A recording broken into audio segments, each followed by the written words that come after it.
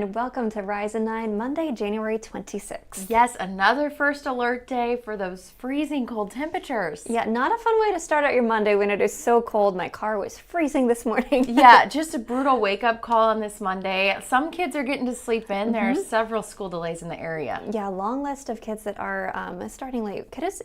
It is so cold, and we heard this morning that affects a lot of things like your car's battery or even the school buses that those big diesel engines can have gelling and some issues like that. So lots of things to keep in mind with this cold weather. Yeah, it is just brutal. I mean, the good news is it is eventually going to warm up. I mean, if you consider 20s and 30s warm. Right. Our normal high would be 27 around this time of year, and our low would be 11. So our highs are going to be closer to our lows, but still better than -0 or below 0. And the other thing today is it's going to be windy. So even though we could see the teens as far as actual temperatures later this afternoon, those winds, 20 miles an hour, it's going to feel even colder. Going to feel like right now, I just checked before we came on, it feels like -23 in Cedar Rapids. So feels horrible.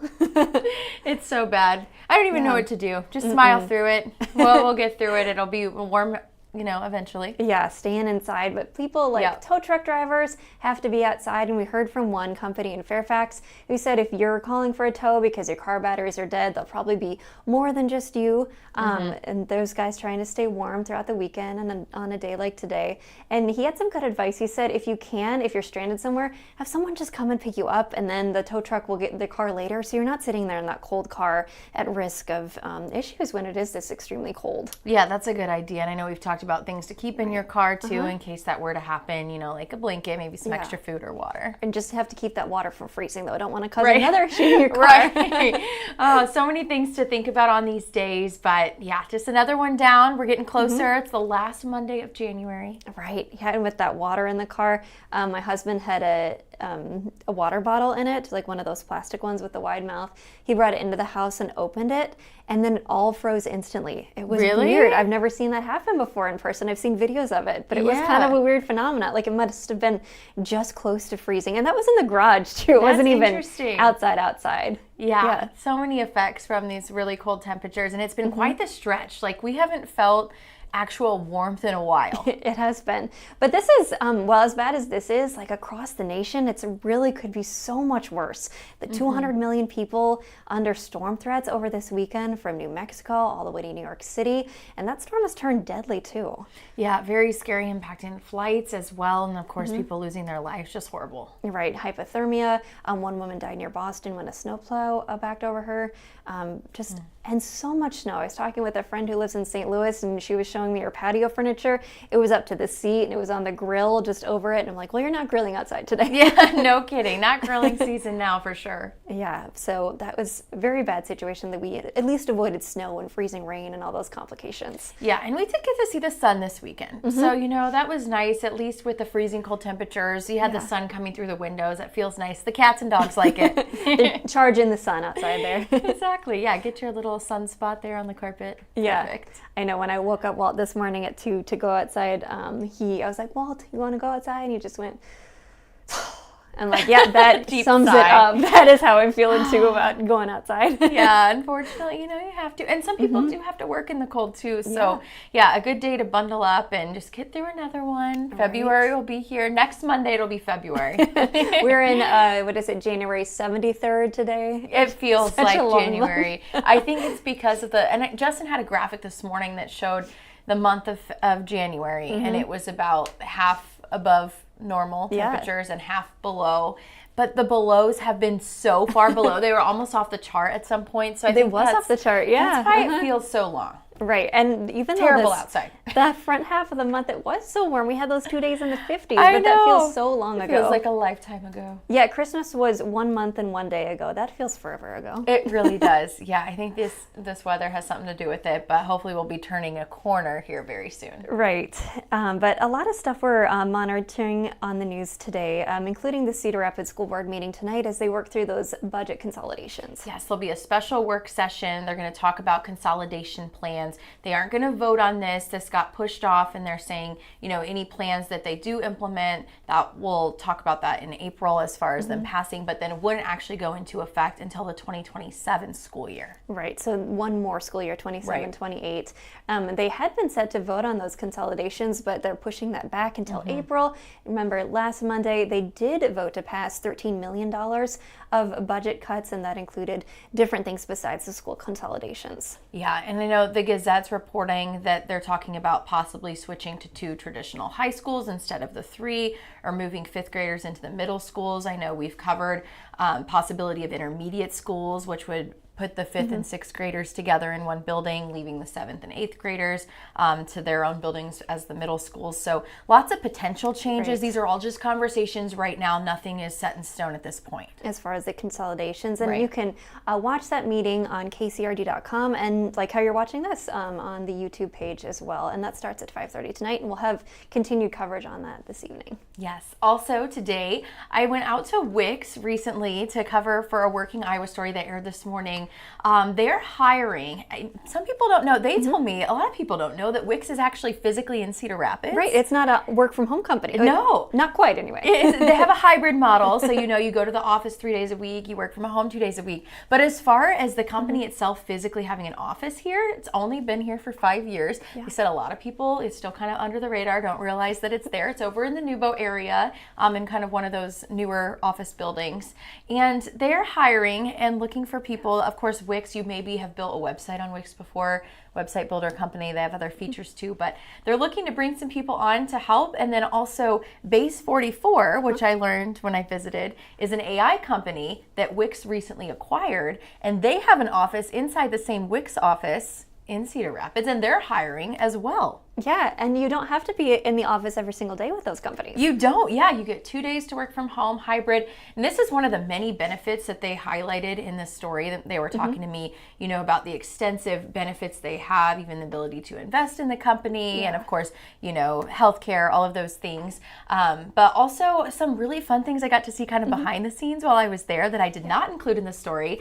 Like they have a little cafe inside. We saw somebody walking through with a plate. Yes, they have a cafe inside. They have breakfast is brought in for the work from home or the work from office days, so you can eat breakfast there at the office.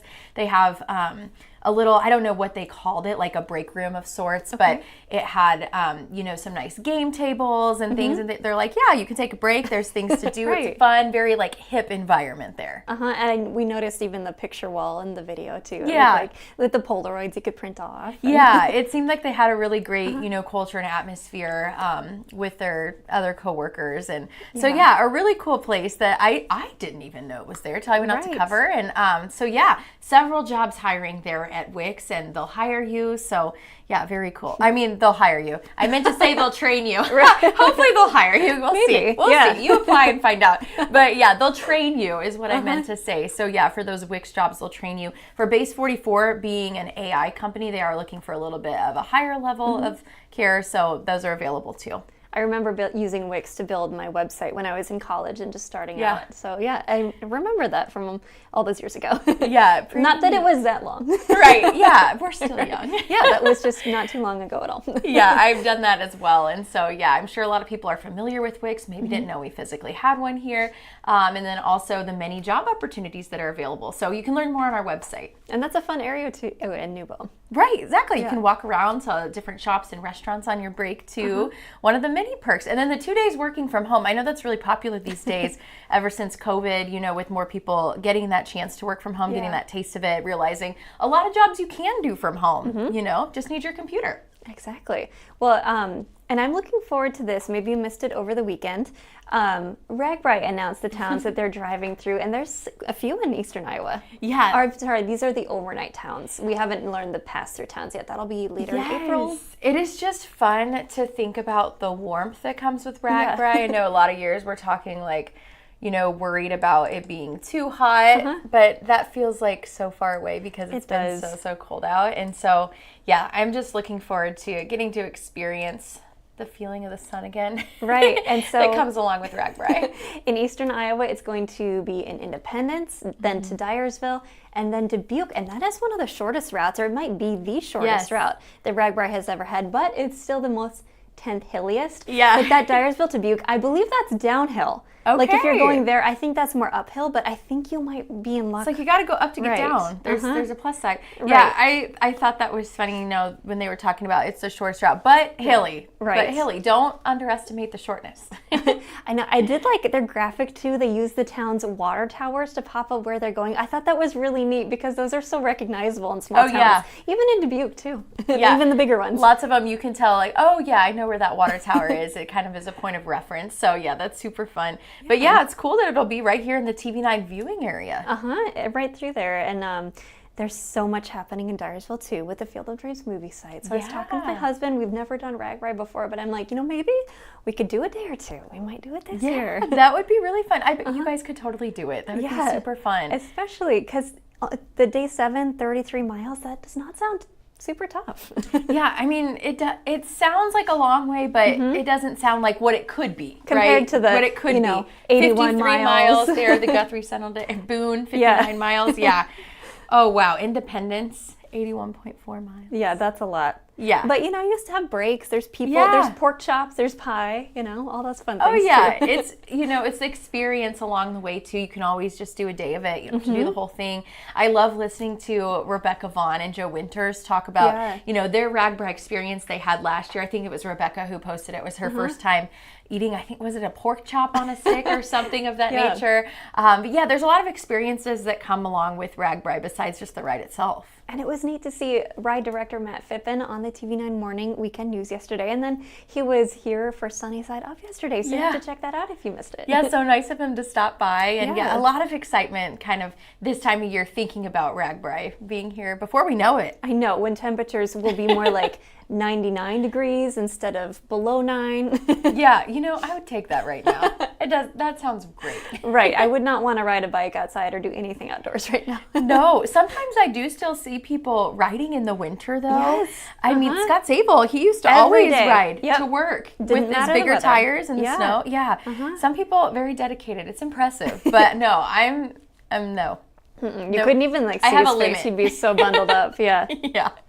No, but this weekend I did want to stay warm. I made some soup in the slow cooker, cheeseburger soup. I gave you that recipe. It turned out really good. Yeah, it made some blondie bars, my husband's favorites. They're his grandma's recipe and just the best. They're like a gooey skillet cookie. They're just, I've made them so many times and will continue. They're amazing. That sounds so delicious. Yeah, I did a little bit of cooking this weekend. Using a box. Still counts. I made brownies with the kids using a box. We put sprinkles on top. Okay, they loved them. Sometimes they turn out better than like the recipe. Just keep it simple. Just easy, you know. Let them each practice cracking an egg, stir it all up. So keep the shells out. Yeah, I did have to pick a little bit of shells out. That's all right. That's just extra protein or something. Know, but I'm like, they got to learn somehow. You got to let them, you know, trial and error to get the egg cracking down. But yeah, they turned out great. So it was a good thing to do, you know, when you're freezing cold. The oven's on, it just feels warmer. Yes. We also went to the monster truck show that was down at the Alliant Powerhouse on Saturday. We were there for the afternoon show. My son loved it. He's 5. So yeah, it was pretty fun. Yeah, there's lots of fun things to do. Looking forward to next weekend already, and it's only Monday, not just because of the weather either. No. Well, what is it supposed to hit? The 20s next weekend? Oh, just tropical. And still not as warm as what normal is, but yeah, we'll take anything that's not 0 or below. Yeah, already counting down to the warm-up, that's for sure. Yeah, I can't get here soon enough. Well, thank you for joining us this morning on Rise and 9. Hope you have a great Monday. Yeah, and stay warm.